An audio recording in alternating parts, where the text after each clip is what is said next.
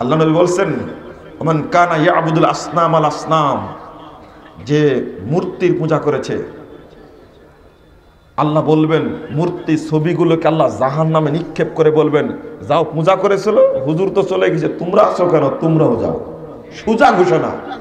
পরের বাক্যটা হলো ওমান কানা ইয়াবুদুত তাগুত আত তাওয়াগীত, যে ব্যক্তি ধর্মীয় মাবুদের কোন নেতার পূজা করেছে, কেউ বাঁচতে পারবেন না। এখানে তো হাত উঁচু করে ঠিক বলছেন, এই ঠিক কিয়ামতের মাঠে বলা যাবে না, হাতগুলো বন্ধ হয়ে যাবে। কে নেতার পূজা করে না, কে হুজুর পূজা করে না, কে আলেম পূজা করে না, কে পীর পূজা করে না, সবার অন্তরের মধ্যে আশিরকু ফিল মুহাব্বা, ভালোবাসার শিরিক বুদবুদ করছে অন্তরের মধ্যে তাদের। কাকে ভালোবাসেন আপনি? আল্লাহ বলেছেন, ওমিনান নাস মান ইয়াত্তাখিযু মিন দুনিল্লাহি আনদাদা ইউহিব্বুনাহুম কাহুব্বিল্লাহ। আল্লাহর কথা মিথ্যা নয়। সূরা বাকারা 165 নম্বর আয়াত খুলুন। মানুষের মধ্যে এক শ্রেণীর মানুষ শরীকের পূজা করে, এতই ভালোবাসে যেন আল্লাহকে ভালোবাসার মতো। নাউজুবিল্লাহ। অন্তরে হুজুরকে এত ভালোবাসে, হুজুর যা বলে তাই মানে। এটাও একটা ইবাদত। কাল কিয়ামতের মাঠে এই দরবেশদেরকে, ধর্মীয় মাবুদদেরকে, মাবুদ কাকে বলা হয়? আল্লাহ রাব্বুল আলামিন বলছেন, ইত্তাখাযু আহবারাহুম ওয়া রুহবানাহুম আরবাবাম মিন দুনিল্লাহ। সূরা তাওবা 31 নম্বর আয়াত। ইহুদি খ্রিস্টানরা তাদের আলেমদেরকে রব হিসাবে গ্রহণ করেছে। ইহুদি খ্রিস্টানরা তাদের আলেমদেরকে রব হিসাবে গ্রহণ করেছে। এই আয়াত পাঠ করছিলেন ঠিক ওই মুহূর্তে উচ্চ বংশের সন্তান, শিক্ষিত মানুষ আদি ইবনে হাতেম আল্লাহ রাসূলের কাছে উপস্থিত হয়ে বলছেন, আপনি কি পড়ছেন? লাসনা না'বুদুহুম, আমরা তো তাদের ইবাদত করি না। আপনি কেন বলছেন আমরা আলেমদের ইবাদত করি? 20747 নম্বর হাদিস, as-সুনানুল কুবরা, বাইহাকির মধ্যে এসেছে হাদিসটি। আল্লাহ রাসূলকে বলছেন যখন এই কথা, তখন আল্লাহ নবী বললেন, আচ্ছা আদি, তোমাদের আলেমরা যেটা বলে সেটা শোনো না, যেটাকে হালাল বলে মানো না, যেটাকে হারাম বলে মানো না, অথচ আল্লাহ উল্টাটা বলেছেন। তখন আদি বলছে, না, তারা যেটা বলে সেটাই তো মানি। আল্লাহ রাসূল বললেন, ফাতিলকা ইবাদাতুহুম লাহুম, এটাই হলো তাদের ইবাদত করা। আজকে হুজুর পূজা বেশি চলছে, আলেম পূজা বেশি চলছে, খতিব পূজা বেশি চলছে, পীর পূজা বেশি চলছে, দরবেশ পূজা বেশি চলছে, বুজুর্গের পূজা বেশি চলছে। কাল কিয়ামতের মাঠে আল্লাহ ঘোষণা দিবেন, যাও। তারপরে হুজুরের পিছন পিছন যাবে অনুসারীরা। আল্লাহ বলছেন সূরা ফুরকান 27 এবং 28 নম্বর আয়াত, ওয়া ইয়াউমা ইয়া'আদ্দুদ যালিমু আলা ইয়াদাইহি ইয়াকুলু ইয়া লাইতানি ইত্তাখাযতু মা'আর রাসূলি সাবিলা। এবার ভক্তরা যখন যাবে, হাদিস থেকে পরিষ্কার হলো, আগে ভক্তরা যাবে না দরবেশরা যাবে? দরবেশরা আগে যাবে, বুজুর্গরা আগে যাবে। কারণ এই বুজুর্গ মানুষকে ধরে ধরে মুশরিক বানিয়েছে, আল্লাহর পূজা না করতে দিয়ে মানুষের পূজা করিয়েছে। এরা ঢোকাবে জাহান্নামে। সহিহ মুসলিমের হাদিস, এটা আমার বানানো কথা না। 100 নম্বর পৃষ্ঠা খুলুন, 2টা হাদিস আছে এক পৃষ্ঠাতে, পরপর আরেকটা হাদিস আছে আরো করুন।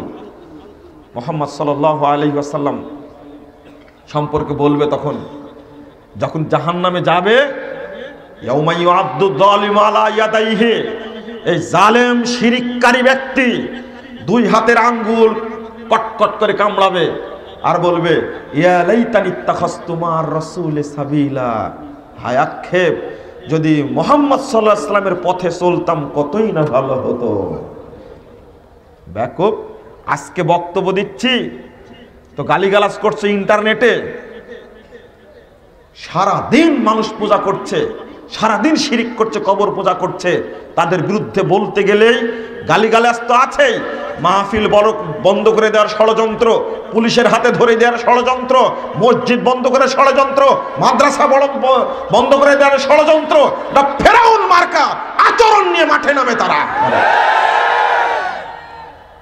আজকে দুনিয়ায় রাজত্ব করছো, ফেরাউনের মতো বয়স পাবে না। ফেরাউন বহুদিন রাজত্ব করেছে, কিন্তু সেই ফেরাউন পৃথিবী থেকে বিদায় নিয়েছে, অপমানিত হয়ে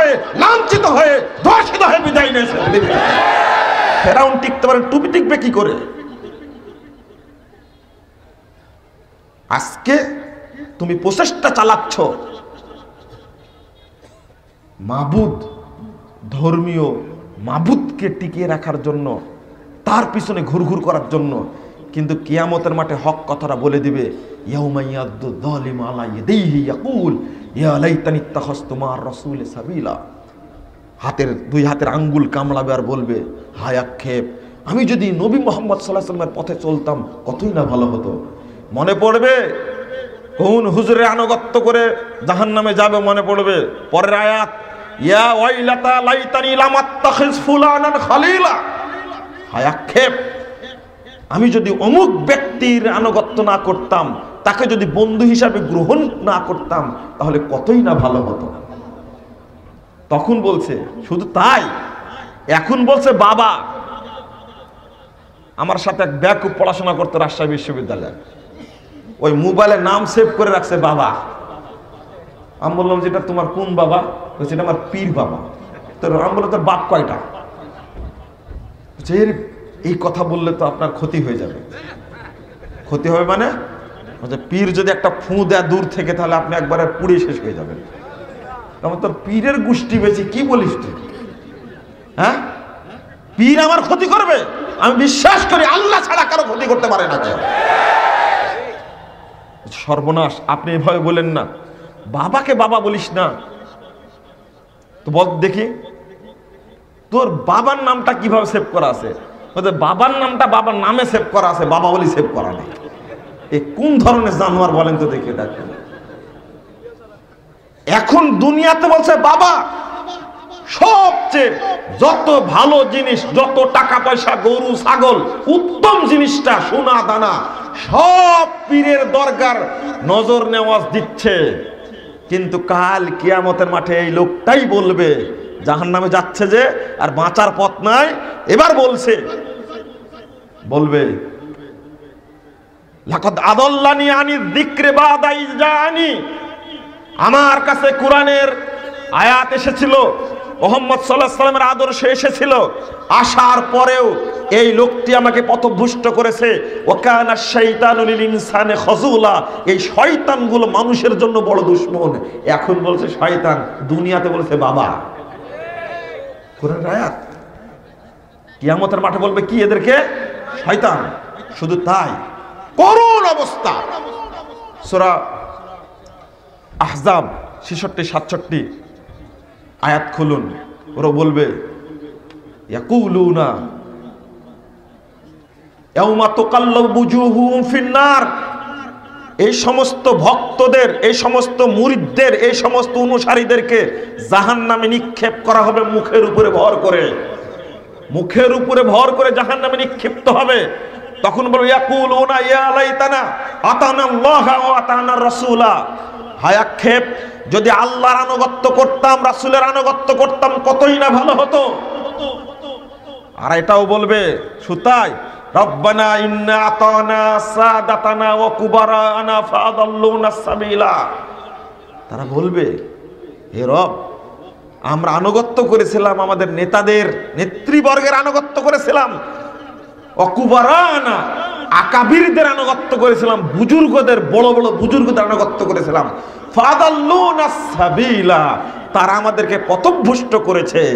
কি সত্য কথাটা কিয়ামতের মাঠে বলে দিচ্ছে, দেখছেন? এখন যে বক্তব্য দিচ্ছি, এখন শিক্ষা গ্রহণ করছে না। কিয়ামতের মাঠ জটিল মাঠ। তোমার কত দাপট, তোমার কত ক্ষমতা, তোমার কত স্বেচ্ছাচারিতা, তোমার কত অহংকার। তার চেয়ে অহংকার ছিল নমরুদের, তার চেয়ে অহংকার ছিল ইব্রাহিমের বাপ আজরের। আজর ইব্রাহিমের বাপ কাল কিয়ামতের মাঠে টিকতে পারবে না। আজরের দাপট কালী কিয়ামতের মাঠে থাকবে না। তুমি পেয়েছো 60 বছর বয়স, 70 বছর বয়স, এই বয়সে তুমি ধর্মের নামে যে দাপট দেখাচ্ছ, এই দাপট একদিন চূর্ণ হয়ে যাবে। কিয়ামতের মাঠে তুমি টিকতে পারবে না। চিন্তা করা উচিত। বলবে, এখন ভক্ত বলবে আল্লাহকে, রব্বানা আতিহিম দিফাইন মিনাল আযাব ওয়াল আনহুম লানান কাবীরা। আল্লাহ, এরা আমাদেরকে পথভ্রষ্ট করেছে, তুমি তাদেরকে ডবল শাস্তি দাও, তুমি তাদের উপরে গজব বর্ষণ করো বেশি বেশি করে। এখন এখন বদদুয়া দিচ্ছে। আগে দুনিয়ায় থাকতে বলেছে বাপ, হুজুর, বড় হুজুর, আর কিয়ামতের মাঠে গিয়ে আল্লাহর কাছে বলছে, আল্লাহ এরা আমাদের পথভ্রষ্ট করেছে, তুমি এদেরকে ডবল শাস্তি দাও। আপনি চিন্তা করতে পেরেছেন? উল্টা হয়ে গেছে। ও, আমি কোথায় গিয়েছিলাম বুঝতে পেরেছেন? হুজুরের উপরে দিয়ে ভর বিসমিল্লাহ আল্লাহ আকবার। মানে আমরা কিছু জানি না, হুজুর যা বলেছে তাই মেনেছি, অতএব আল্লাহ আমাদের মাফ করো। মাফ করবে? কি শুনলেন এতক্ষণ? কি শুনলেন? মাফ করবে? মাফ করবে না, তোমার দাপট থাকবে না।